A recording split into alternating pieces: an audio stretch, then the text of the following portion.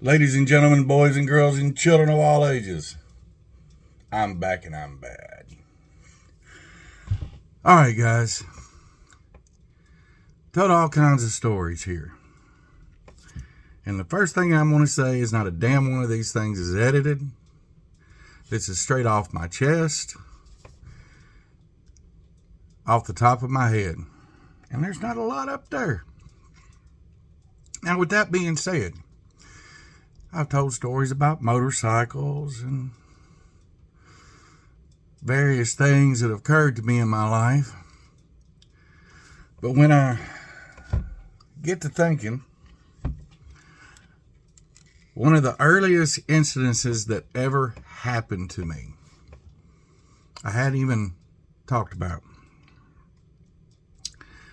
About 16, 17 years old, I had a job working for a kind of small grocery company here in El Dorado, Arkansas called Brookshire's. And I was a sacker, grocery, courtesy clerk, whatever you want to call it. I don't care. But we had to wear these dress shoes and slacks and a long a white shirt with a fake clip-on bow tie, these bright red aprons that I had extra ones forever and a day.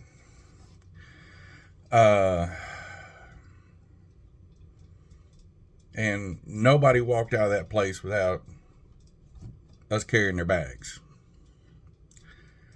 Well, one Sunday I was headed into work, and on Sundays or Saturdays, the new comic books came out, and there was a place in town called the Newsstand. And I would go in on Sundays, after they'd already been put out, pick up whatever comic books I wanted, and, read them later. And this particular day, it was during the summer, nothing major going on. I was just headed into town. I had a real good habit of always to be being early. Something, if you've ever worked with me or for me, you will always hear me say, to be early is to be on time is to be late, and to be late is to be on my shit list. And I never wanted to be on anybody else's shit list. So, I was headed in town a couple hours early, was going to get comic books, maybe sit in the parking lot and read, going about my business.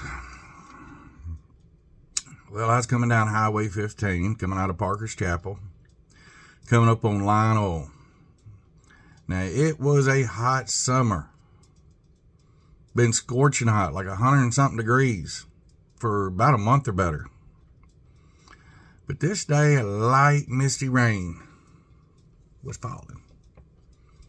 And what happens when water hits the road is oil and dirt and grease and grime floats to the top. Ooh, I wish I'd have known this earlier. Now, I wasn't speeding or anything, but it did make that road kind of slick.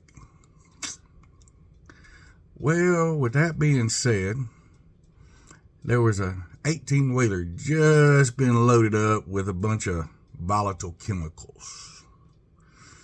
And he decided he wasn't stopping at that stop sign. See, I had the right of way. And this 18-wheeler pulled out in front of me. Yeah, I bet you can guess where this is already going. I locked them brakes up. I was driving a stick shift, and I dumped that clutch. Threw it in the first gear, popped that clutch, dropped that transmission out of that car.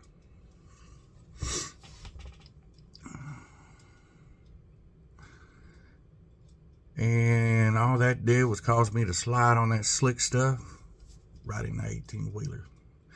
I ended up hitting his left rear tires. My face went through the windshield. At that point in time, I had hair down to about my collar.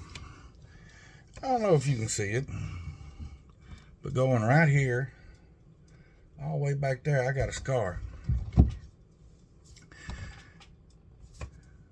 A patch about yay wide of my skull, or skin on my skull, was ripped off.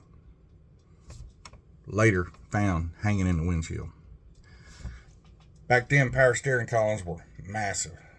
I locked my arms up, jammed it all the way into the dash. There was knuckle prints where my knuckles went into the dash. Back then, the underside of the driver's side was a solid piece of hard plastic.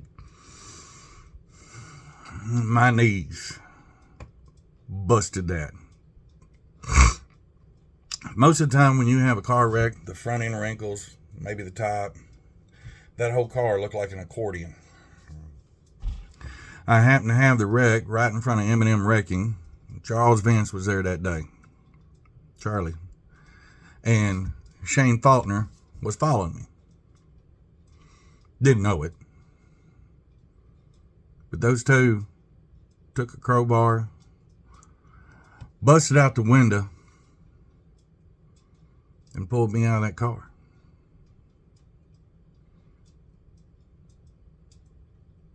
I never knew it. I didn't find out until 20 years later when I was at a reunion.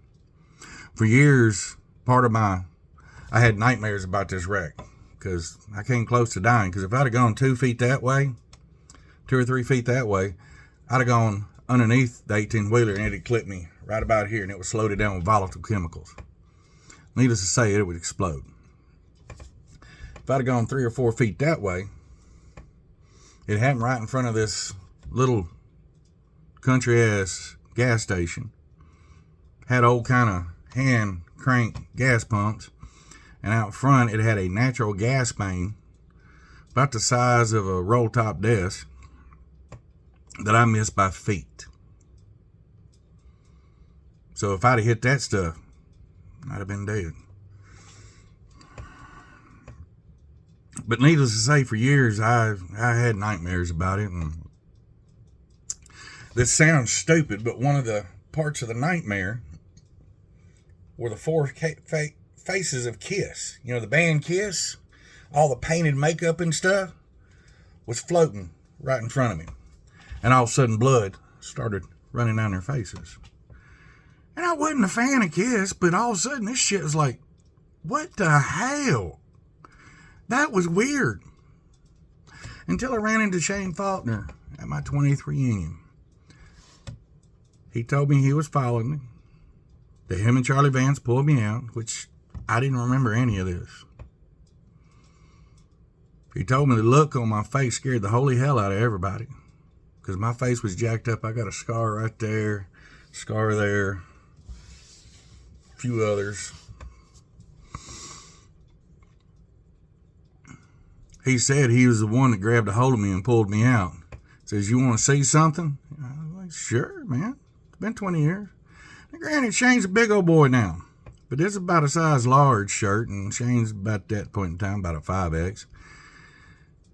It wouldn't even made a good pair of underwear for him, but he shows me a Kiss shirt with the 4 faces of Kiss on it, and there's stains on it. What I was remembering in that dream was him pulling me out, holding me up, and me staring at his chest while the blood from me dripped on him. And it was the 4 faces of Kiss.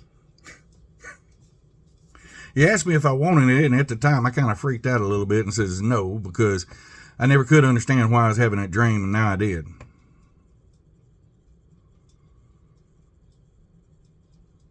That wreck haunted me for years. But it also taught me something. God's got a plan for me. You know, I'm not overly religious, but he's obviously got a plan for me, because it wouldn't have taken much to let me die that day.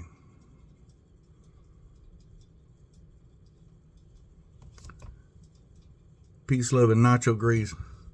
Catch y'all on the flip side. And yes, you can't scare me.